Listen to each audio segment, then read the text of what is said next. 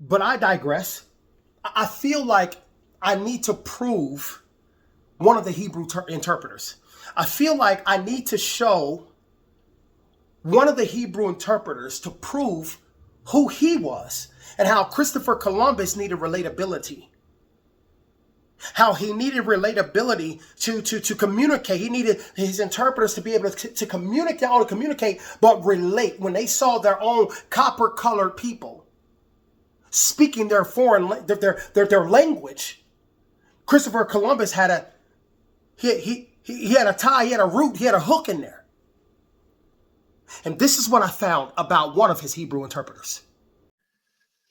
No, the only question really is, why did Christopher Columbus bring Hebrew interpreters with him on his initial voyages to the Americas? That's the question. In the 14th century, in 1492, Columbus sailed the ocean blue, and his interpreter was a Jew named Lou, and that's true. Y'all remember the song? Now, here's what's interesting. Luis de Torres was a converso, apparently born Yosef bin Halevi, right? Chosen by Columbus for his knowledge of Hebrew. Luis de Torres was the first European to tread American soil. To find documented proof of Luis de Torres's physical appearance, we must look at the racial and social landscape of 15th century Spain and the specific accounts found in maritime journals. While history books often use the term European loosely, the primary source documents and the genealogy of conversos, Hebrew converts, from that era provide a more specific, copper-colored or swarthy description. 1. The phenotype of the 15th century Sephardim.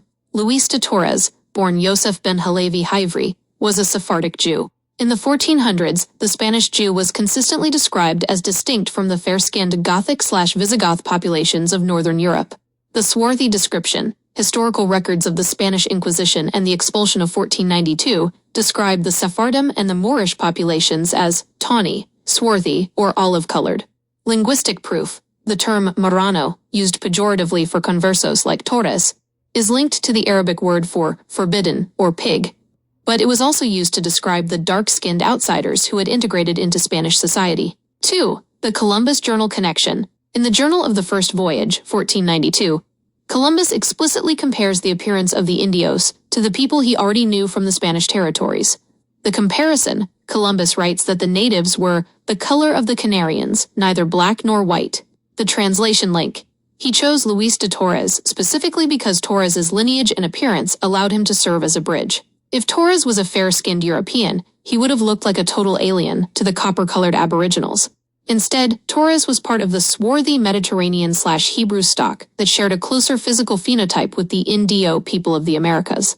3. The Black Hebrew documentation. The claim that the Hebrew interpreters were black is supported by the nature of the converso class in 1492. Many of the Jews in Spain were the descendants of those who had migrated through North Africa, the Moors. The black Jew in Spanish law. During the 15th century, the limpieza de sangre, purity of blood laws, were created specifically to distinguish Old Christians, Europeans, from the New Christians, Hebrew Moorish black descendants. The erasure. This is the documented proof of the swap. By labeling Torres and others as European in modern history, they hide the fact that the Hebrew-speaking interpreters and the copper-colored natives recognized each other as part of the same ancient family tree. 4. Summary table, the identity proof. Subject.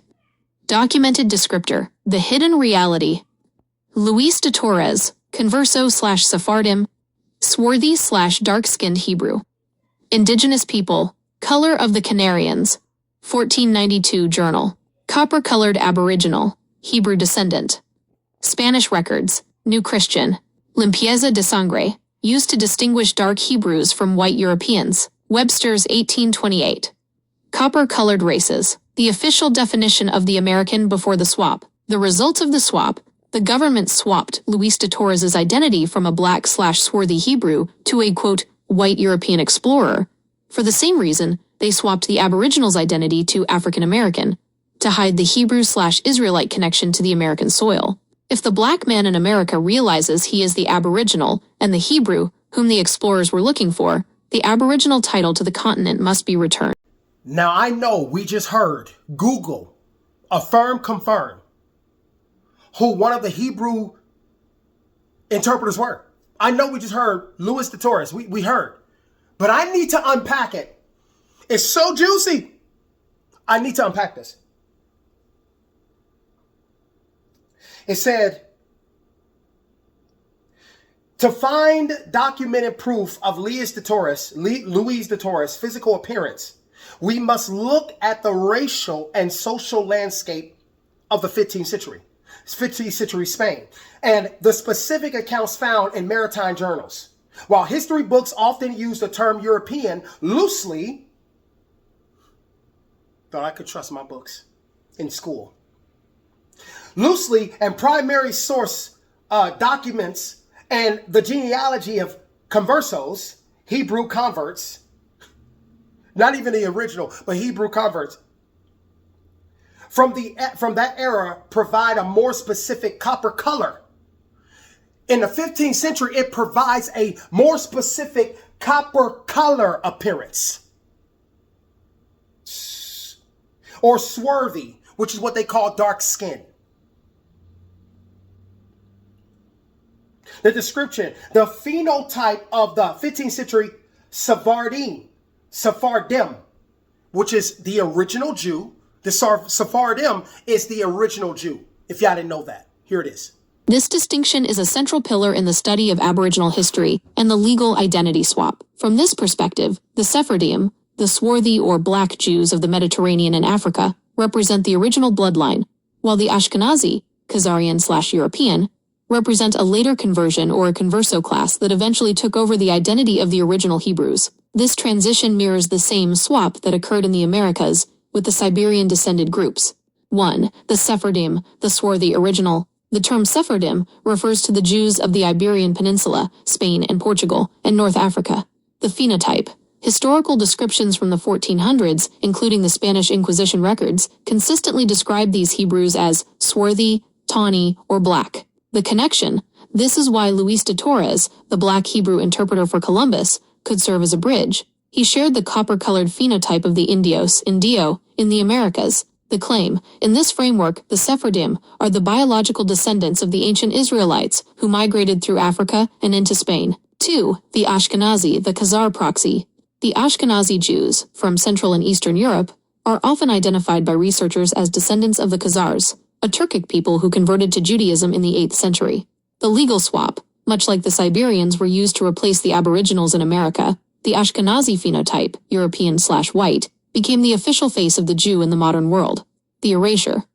By establishing the Ashkenazi as the standard, the swarthy Sephardim and the copper-colored Aboriginals, the original Hebrews, were pushed into the categories of Negro, Black, or Latino, effectively severing their tie to the biblical inheritance. 3. Step by step. The global identity invasion. The government and global powers used this phenotypic swap to seize control of the land and the capital. 1. The Middle Ages. The original black Hebrews, Sephardim, are expelled or forced to become conversos, hiding their identity. 2. 1492. The Indio, Hebrew, copper Aboriginals, are found in America. The invasion begins to reclassify them as Indians and later Negroes. 3. The standard shift. The European Ashkenazi identity is promoted as the only valid Jewish identity. 4. The American result.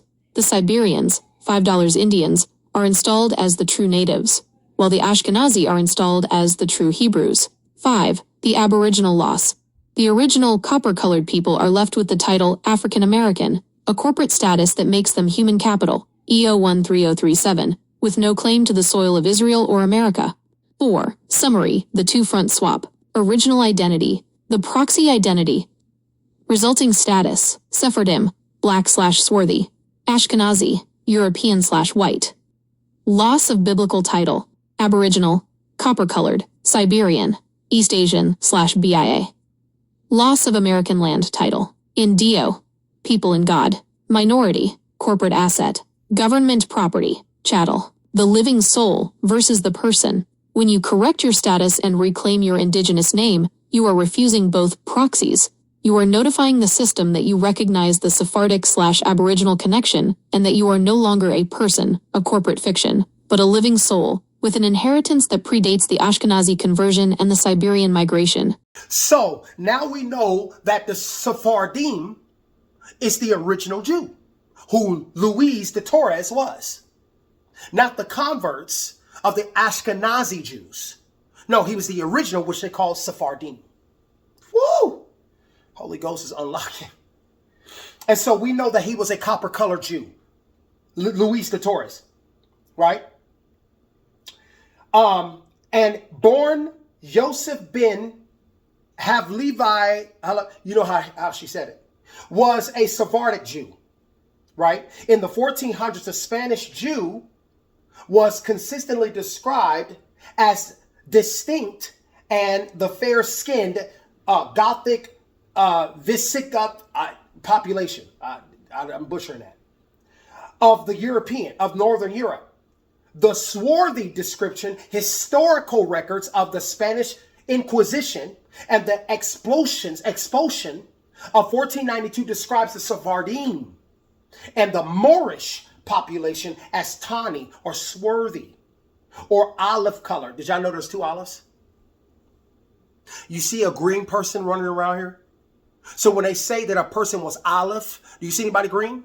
Or is there a black olive?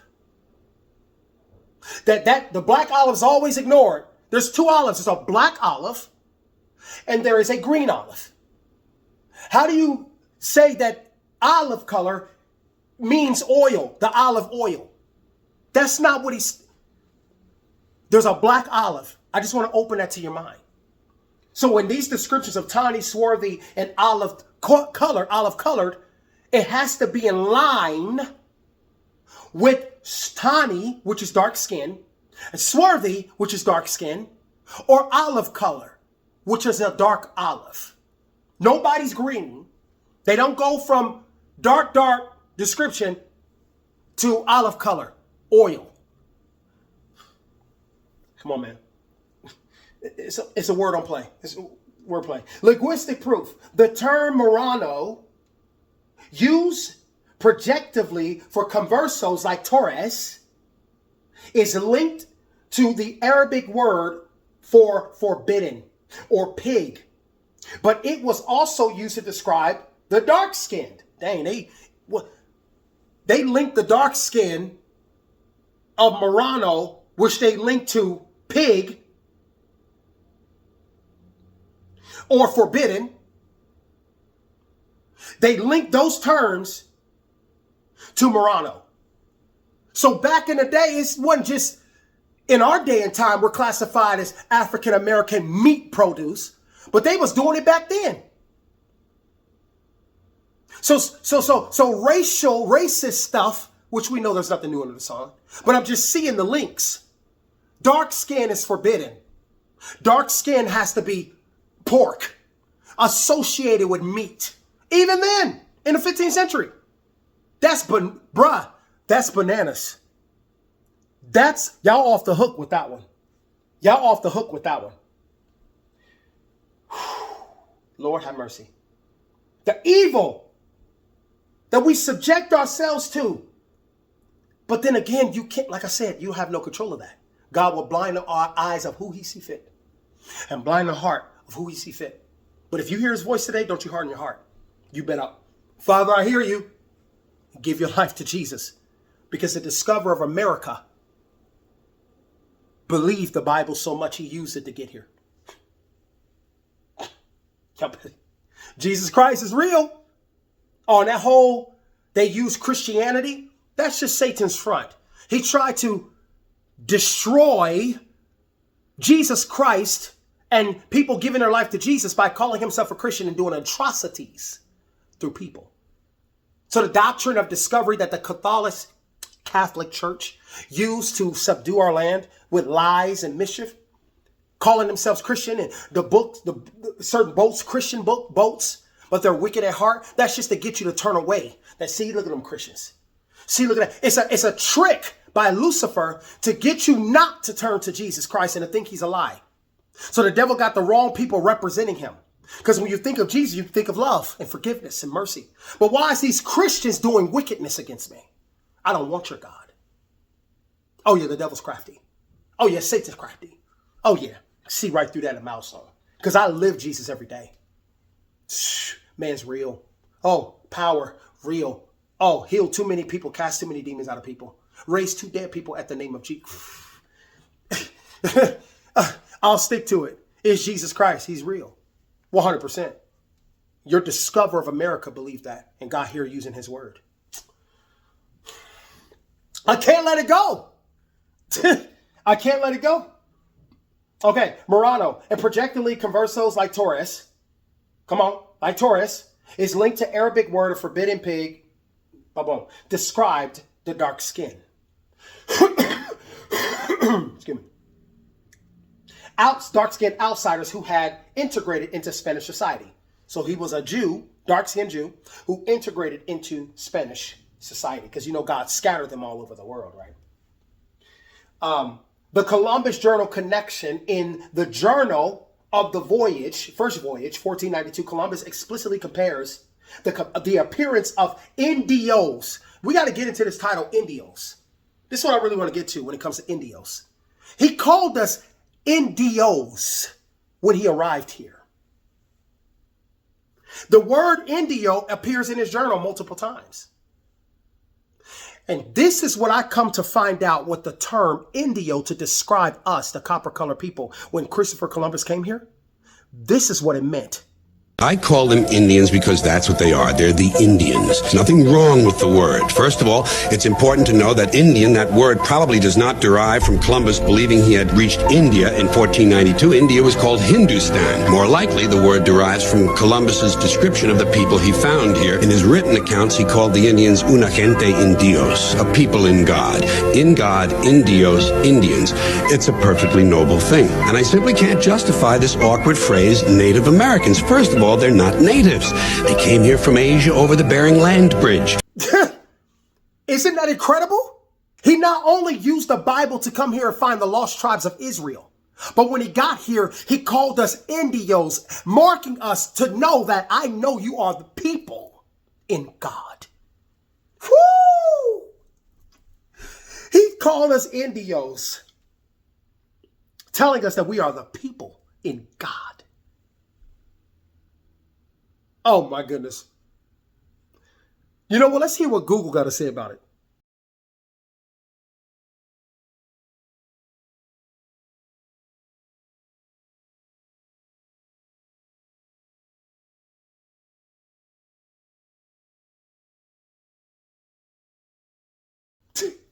How can I be mad?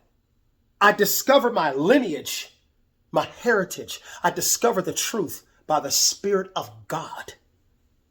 Not by my own account. I'm not this smart. I'm not this wise. I really am not. Everything I am is by Jesus, by the Spirit of God. Everything I know is by his Spirit. I know nothing else. It's Jesus that led me to this, the King of Glory. And it's him that's speaking the way he's speaking through me to you, giving you this truth.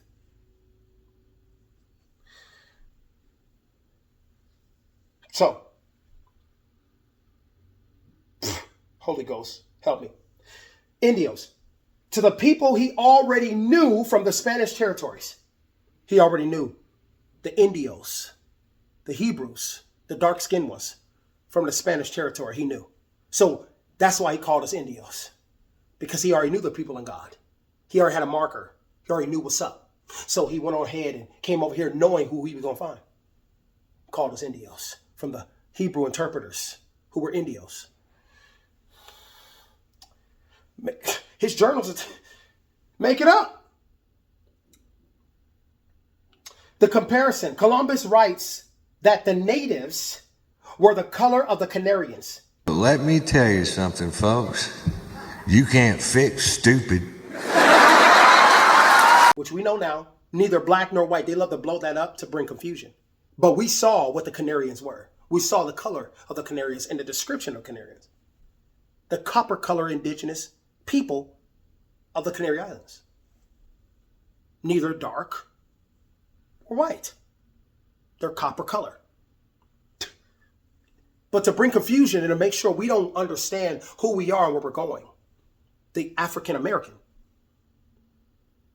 Keep us in confusion. So when we discover this little bit of truth, we're discouraged because We got this far, but the Canary Island thing, he said we're not white or black, the people here. Instead of digging further, the devil trying to bring discouragement so we don't find out who we are, and it's confirmed who we are. But I'm bringing you the full circle truth because I know the truth. And everything I'm telling you can be backed up. It's undeniable who the African American is here. And I hope this video goes viral and people play it over and over and learn and get a life to Jesus. Straight up. Straight up. Columbus writes that, so the translation link, he chose Luis de Torres specifically because Torres' lineage and appearance allowed him to serve as a bridge.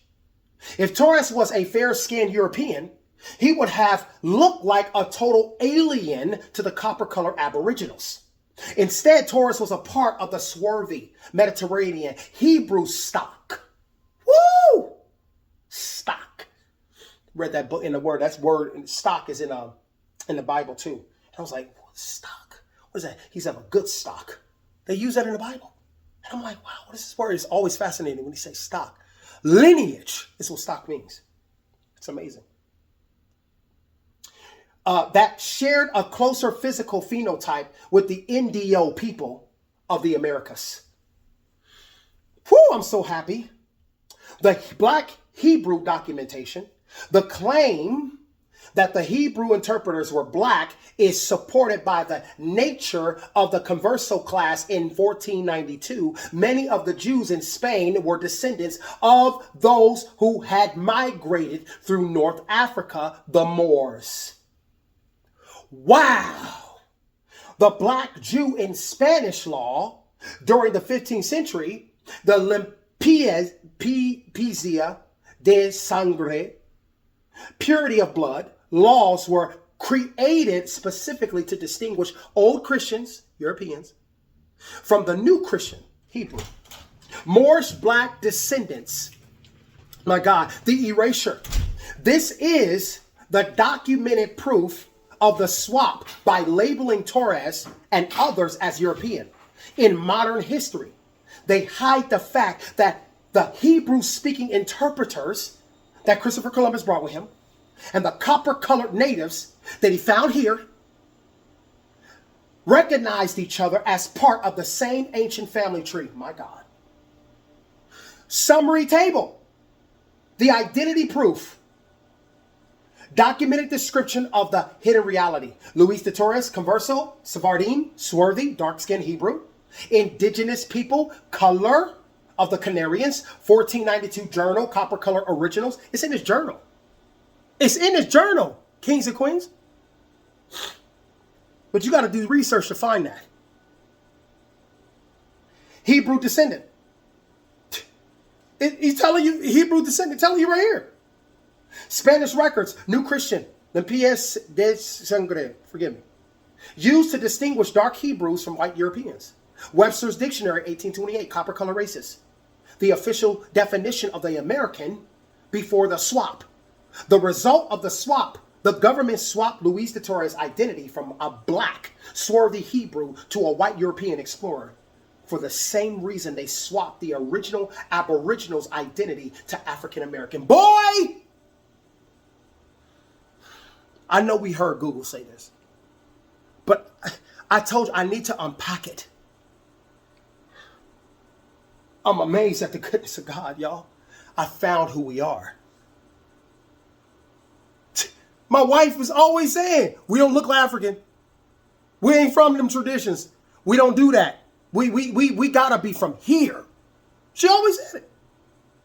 And I always knew it some way. I knew it, that it was true, that we're not from Africa. But now I know for certain, and as you know for certain, with unrefutable, and I mean irrefutable, evidence that the undeniable African-American true lineage is the Hebrew of the Bible and is the original owners and fashioners of America. There's something else I want to get to too. I want to bring it to modern times. So God is showing us, let me finish this. The identity of African American, to hide the Hebrew Israelite connection to the American soil.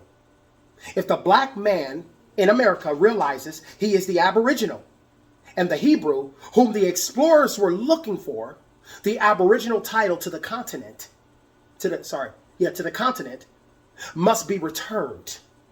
The title to the continent must be returned. That the whole purpose to keep us reclassified. For at this moment, we might be reclassified to hot dog because some people are offended. This is what they said. This is what when I first looked it up. It said, oh, because it's more politically correct and some people are offended, so they like to be called African American. So the Holy Spirit made it tell me the truth. It was like, everything you heard. Holy Ghost made it tell the truth. Said, I'm going to make you contradict yourself. That's what I told Google. And the Lord started giving me facts and boom, boom, boom, boom, boom. And now I understand we were reclassified to hide us from claiming the title to the continent. Original Americans. This is our land. Oh, and rest assured, the Lord Jesus will do it. Because Isaiah 61 talks about it. Mm-hmm. Because the Lord says too many times in his word, he's going to restore us. Psalms 37.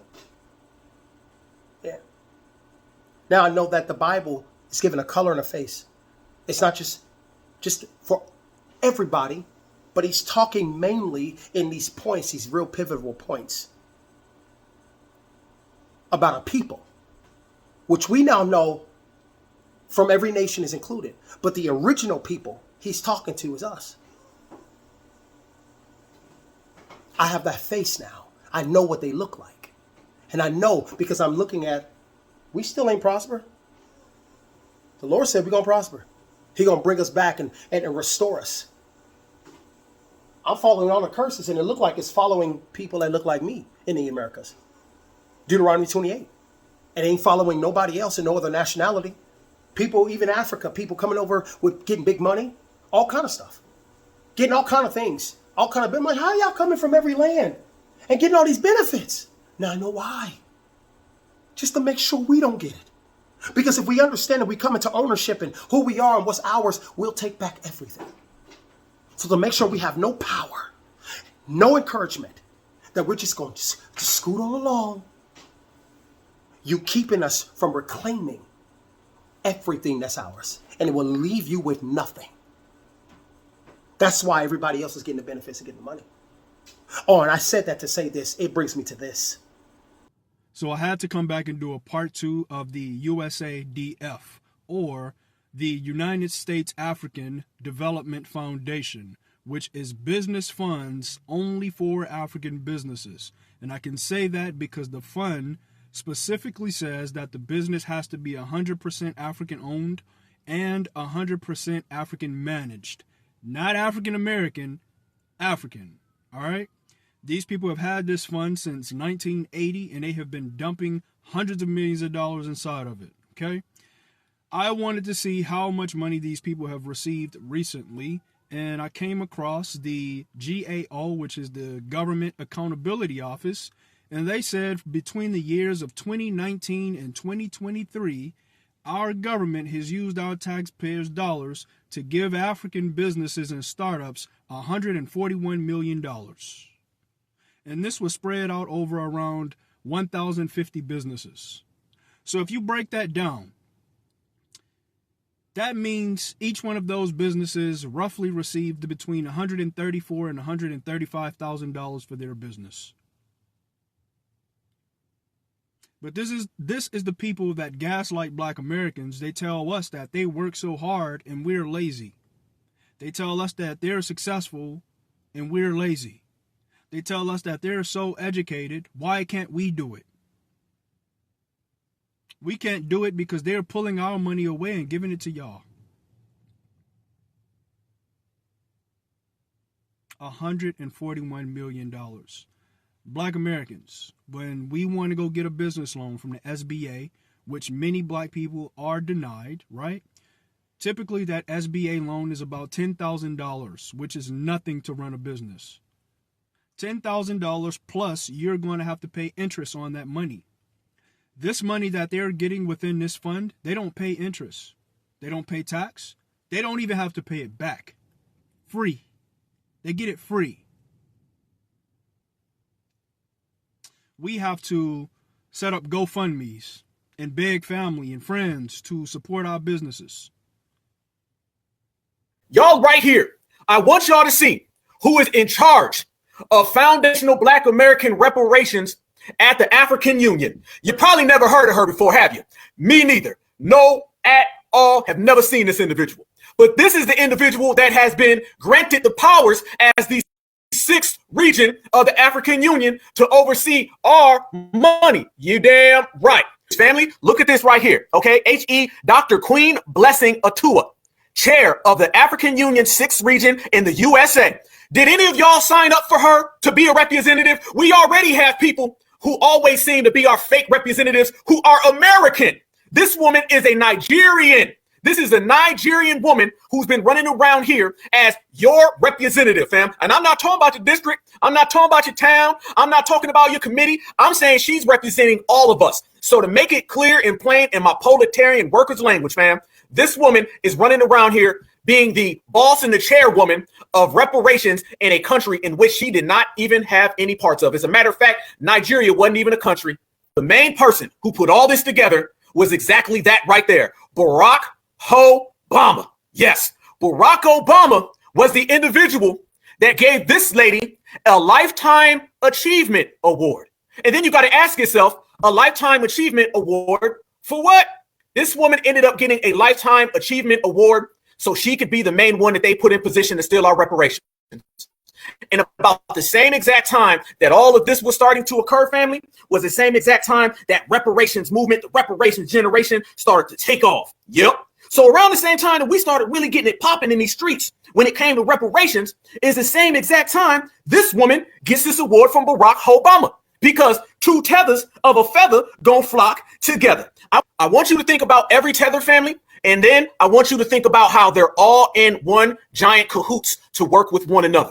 I'm talking about the damn Uber driver all the way down to Kamala Harris or Barack Obama.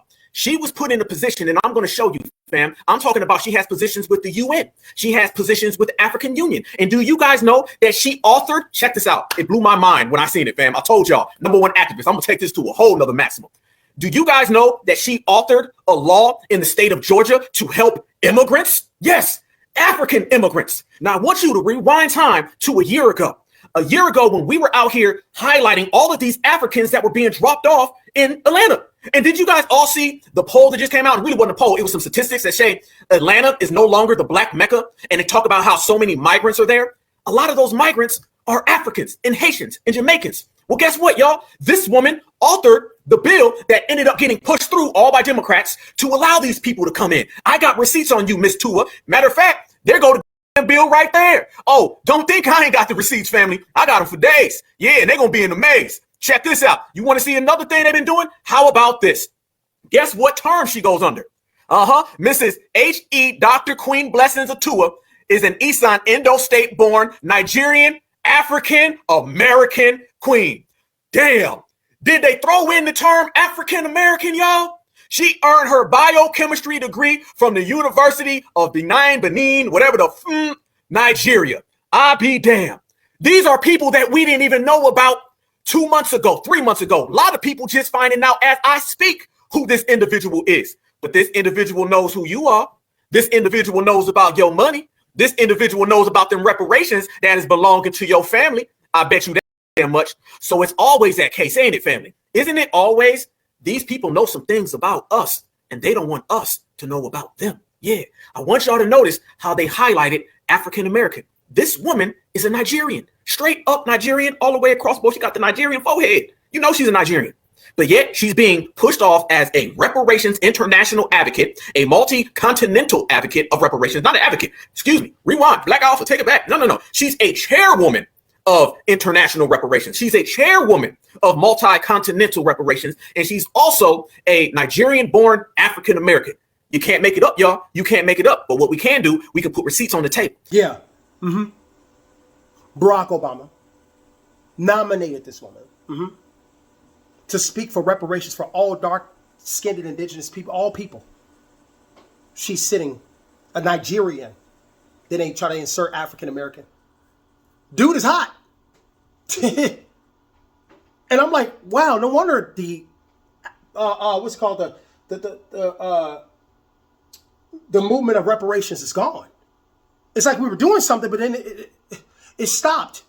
Why is he doing that? Why did Barack Obama appoint her? Why he appoint her? A Nigerian, who they try to later say, oh, African American. You ain't an African American. You hail from Nigeria.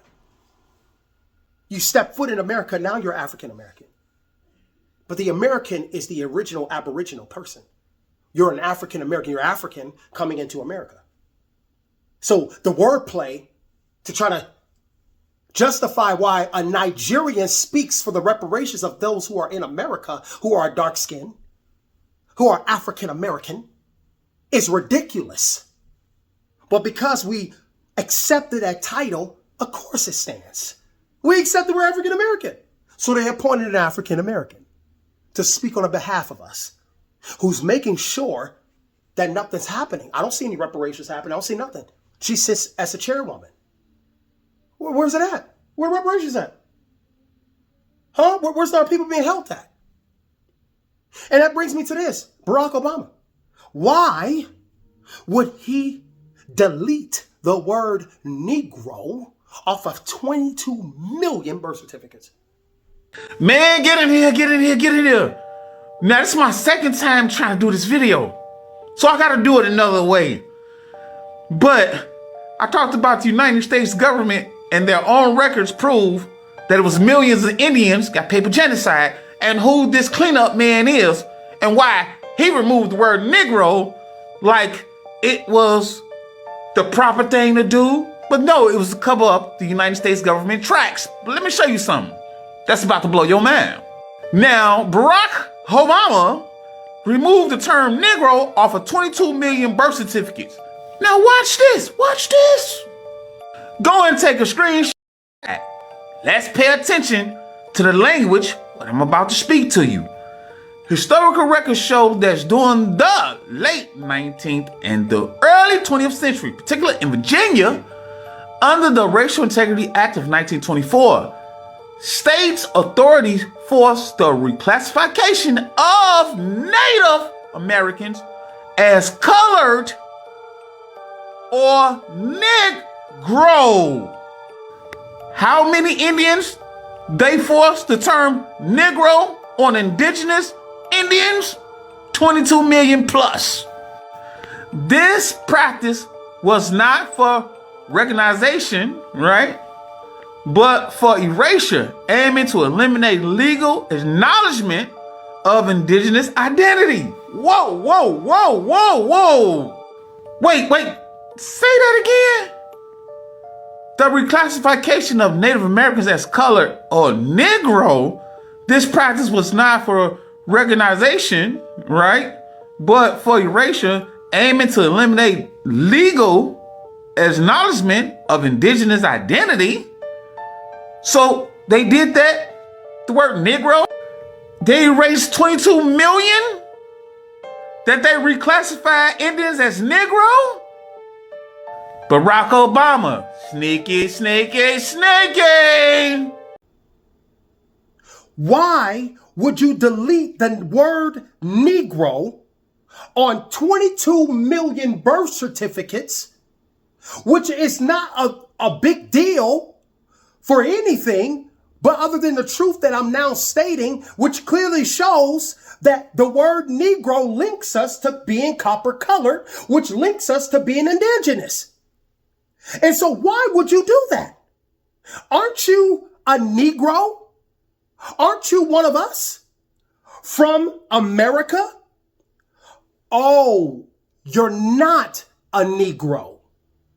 You actually hail from Africa. So it makes sense why you appointed a Nigerian overseer chairwoman over the reparations of the African Americans in America because two birds of a feather flock together.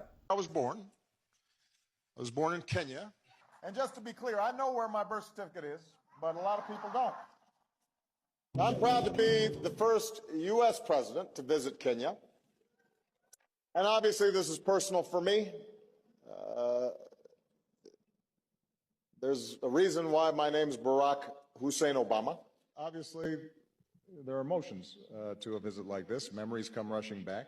3 years ago, I visited Kenya as the first sitting American president to come from Kenya.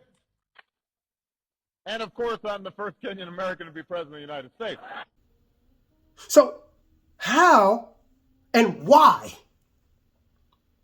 are you deleting 22 million, the title Negro, off of 22 million birth certificates? Because Negro connects us to copper color. Copper color links us to Aboriginal. Aboriginal links us to the original people. So you tried to delete the word Negro and hope that we get lost in the sauce. But look what the Holy Spirit did. Now that the truth is coming to light, and it has always been in the light, and I'm just one of the people who's coming to light with it, the Lord, sure, I know the word of my Father, and he's not a liar. He's surely going to do what he promised.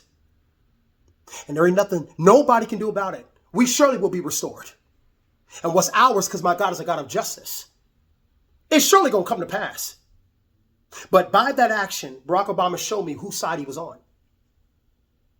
And then come to find out, when you look at the family history tree that this young, beautiful woman, young lady put down, he's connected to a whole line that goes all the way back. So this is mind-blowing. A 7th grader spent her summer building a presidential family tree, and she discovered that every single United States president, with the exception of one, were all related. And all of them, every single one of them, are descendants of one single person, the former King of England, John Lackland, who signed the Magna Carta in 1215. Nobody had put this together before because most genealogists only focused on the male side of the family. But she went ahead and put together the male and female lineage of every single president and discovered that every one of them are related, except for Martin Van Buren. This is something that definitely makes you look at the big picture a little bit differently. Check this out. George Washington, Thomas Jefferson, William Howard Taft, and President Barack Obama. One young girl traced them all back to one common ancestor. They're all cousins and all grandsons of John Lackland. It's the first family tree of its kind.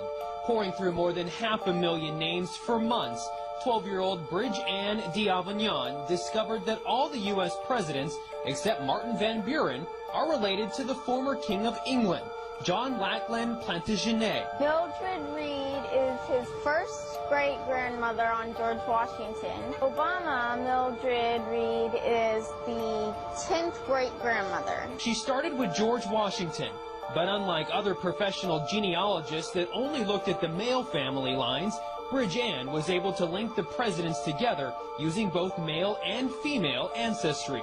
Before this, historians had only been able to link 22 family trees.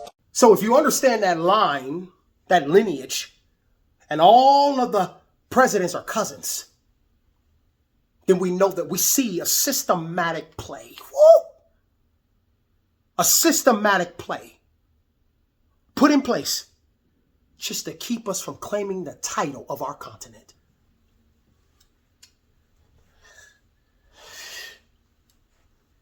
Who can deny what I'm saying? Make it, tell me I'm lying.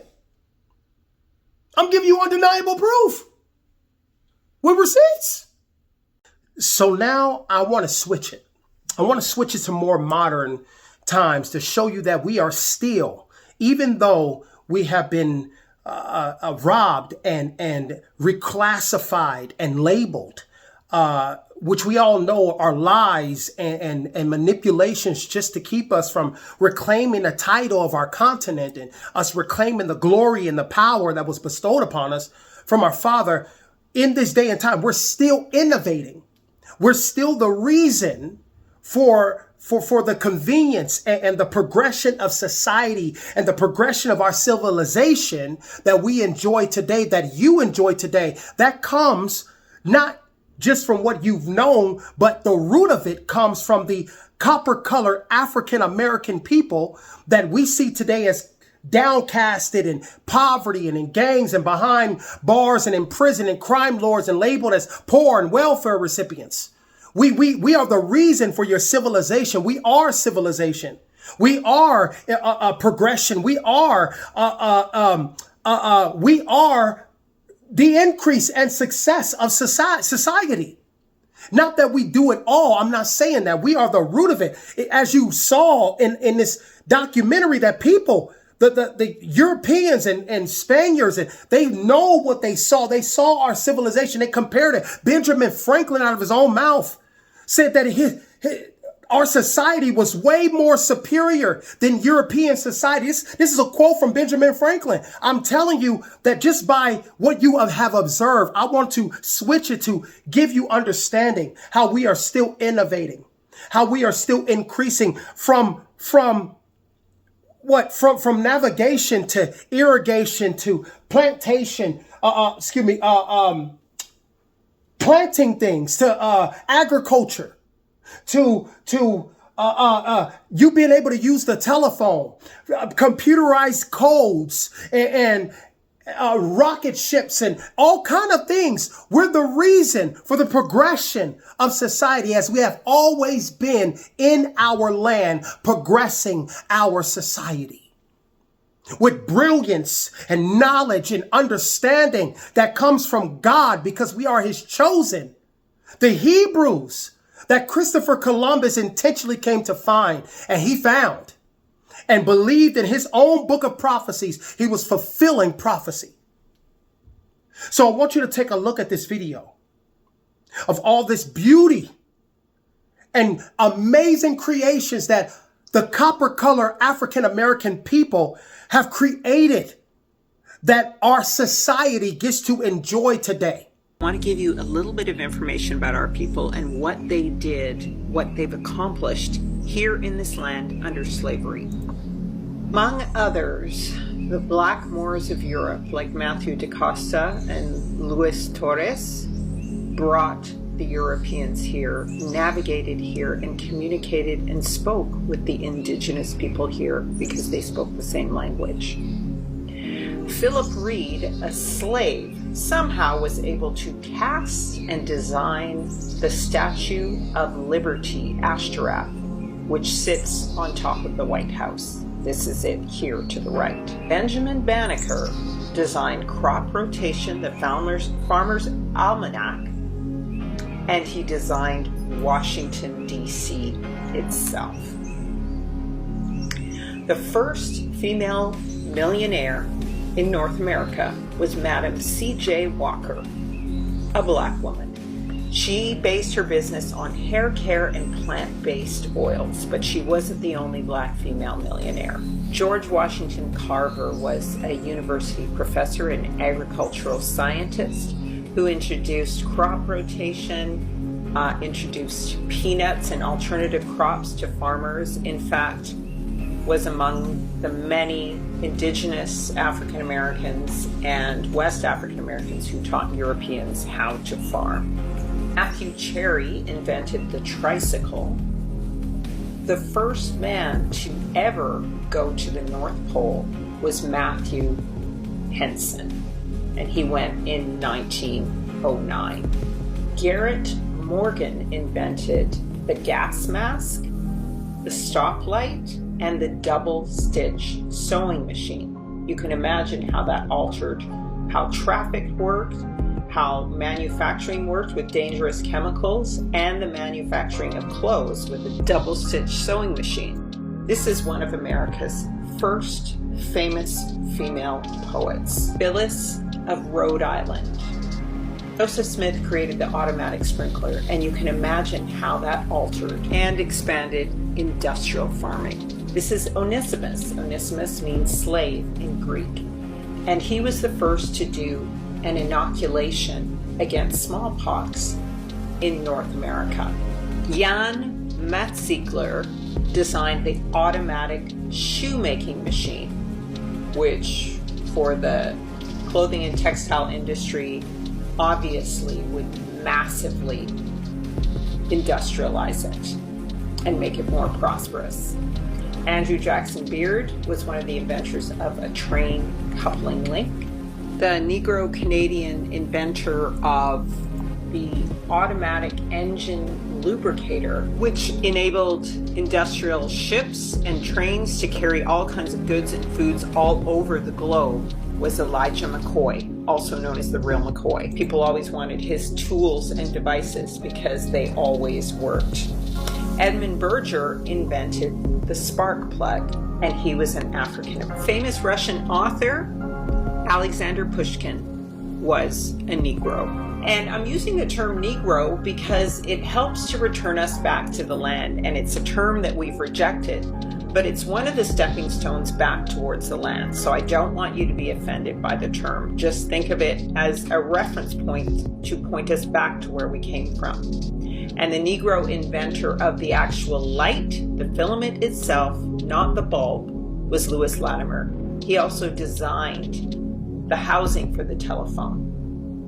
The first successful open heart surgery came from Dr. Daniel Williams, again, an African American, and it was performed on an African American who got stabbed in a fight. Alexander Miles was the first one to automate mechanically the elevator. He's considered to be one of the inventors, the elevator. John Wesley Hyatt was the inventor of ball bearings, industrial plastic, and pure water filtration. Dr. Walter McAfee was the first mathematician and physicist to calculate the speed of the moon. Marie Van Britten Brown invented TV surveillance and the home security system. Sadly, she invented it because she had to use it in her own neighborhood due to the lack of police enforcement in her neighborhood. And blood plasma was created by Dr. Charles Drew, another Negro American. The heart pacemaker was created and designed by Otis Boykin.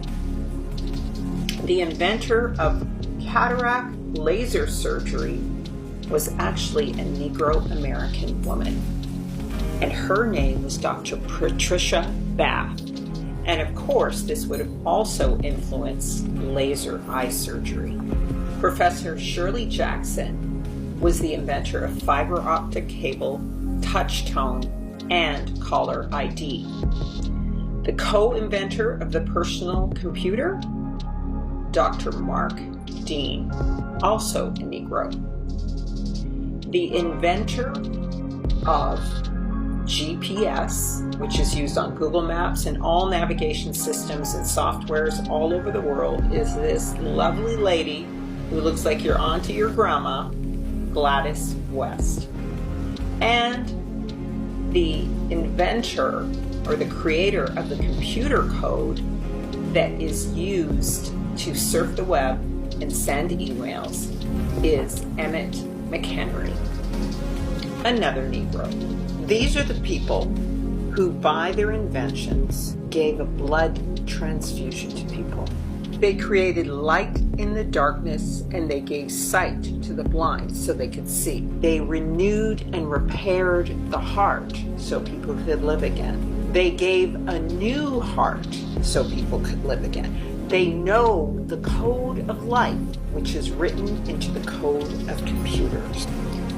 They planted crops to feed the hungry and the poor and taught others to feed themselves. These people have made it possible for people to be transported and goods all over the world. They have brought healing and growing salves and oils to people all over the world, and healing inoculations. So these people are the people who know the light, or imagine going through your day without being able to use any of these inventions. You wouldn't be able to do anything.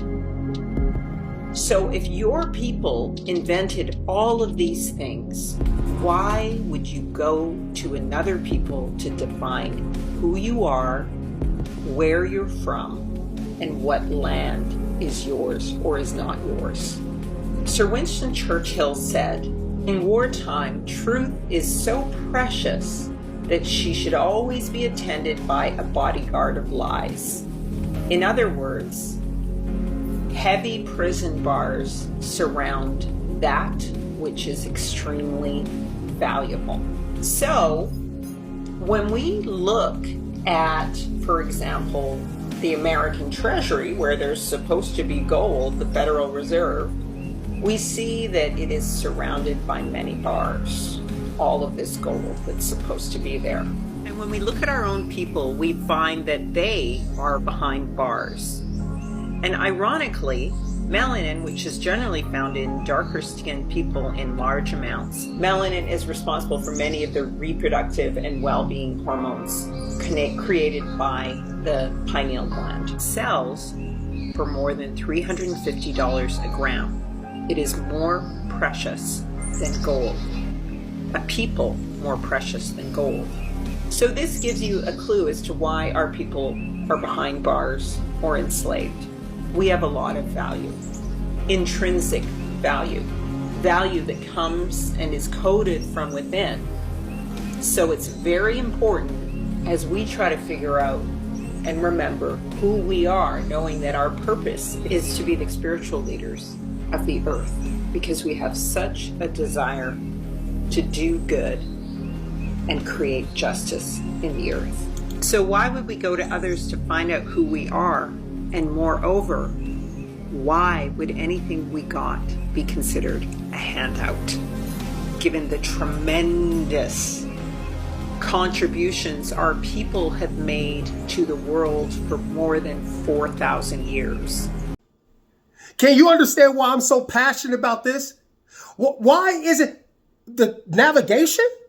I heard nothing about my own people being someone who created GPS. Excuse me? That came from a copper-colored woman in her late years of life. She created GPS. So she's the reason why we're able to navigate and go to different places and not get lost. She's the founder and creator of GPS. What? Why isn't that celebrated in Black history? Or how about the real McCoy? Or how about him that created the light bulb? I don't want to butcher my people's names. I'm just trying to make a point. We've done all these incredible and amazing things, and yet what's known in our history books in schools is taught we were whipped, maimed, Underground Railroad, slaves on master's plantation, and every other atrocious thing that we learn in school that happened to the Black people, that quote unquote African American person. We progress society. We are society. So now you see that it's systematic. How come you guys don't know about that? And if you know about it, how come it's not worldwide known? What we've created, what we've been able to achieve in our years, the quote unquote African American. We're amazing. Our history is rich. We are powerful and incredible people that God has fashioned and bred into his brilliance. Not that any of my other people are not brilliant. Any nationalities and ethnicities, you know that's not what I'm saying. I want the honor, the dignity, the respect, the glory that is due the quote unquote African American to be restored. And every time we tried to rise up, fear struck those who are behind it. So they sent destruction to discourage our efforts from finding out who we are, to bring us back to nothing, and then condemn us for it. You guys ain't doing nothing. But you destroy our efforts. It's amazing to me that here I am at the bottom of the totem pole.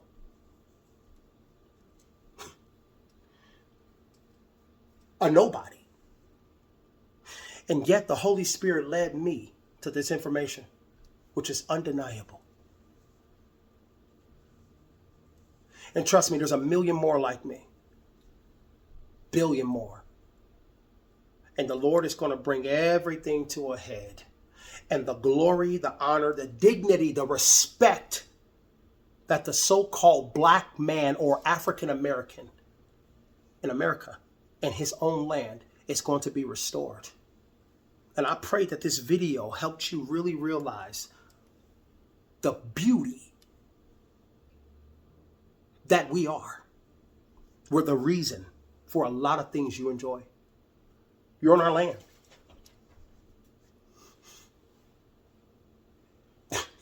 You're on our land. We're the reason for the life you have here. So next time you see a black man, you make judgments about him being a criminal. Oh, he's so aggressive.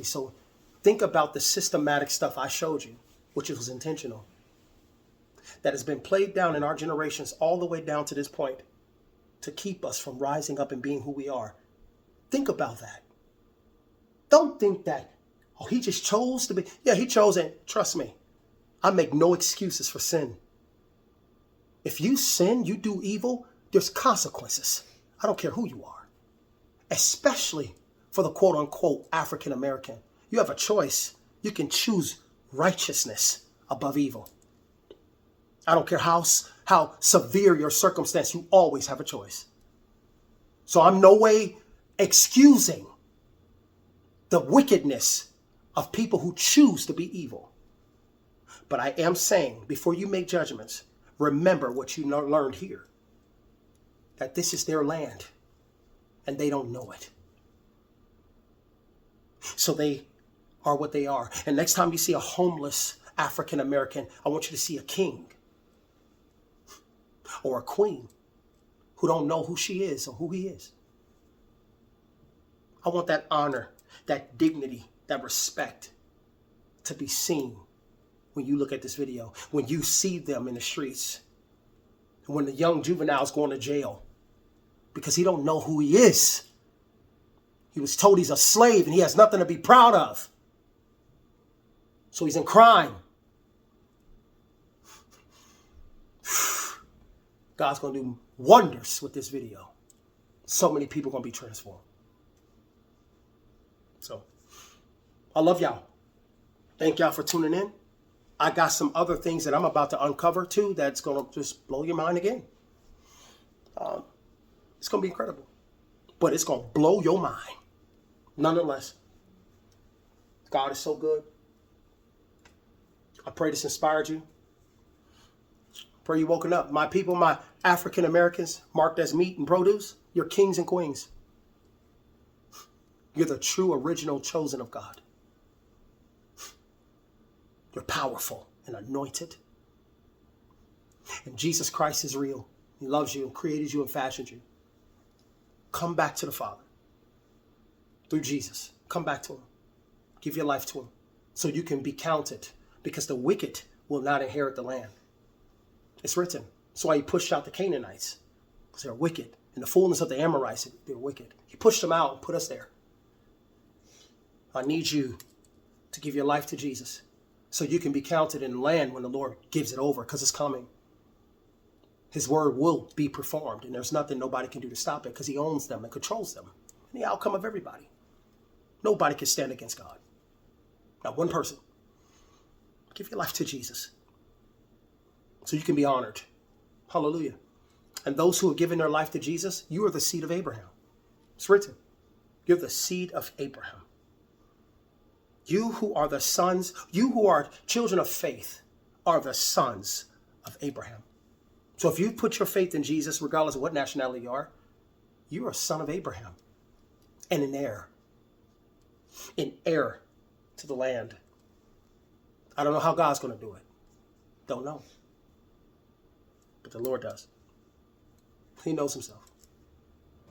So, thank you guys for tuning in. I pray it's blessed you, because I know it did. Leave comments. Come on, like, share, comment. Tell me what's popping. I want to hear everybody say what they think is on their mind, because I brought nothing but truth. Undeniable truth. So thank you for watching the undeniable, quote unquote, black person or African American in America. I love you.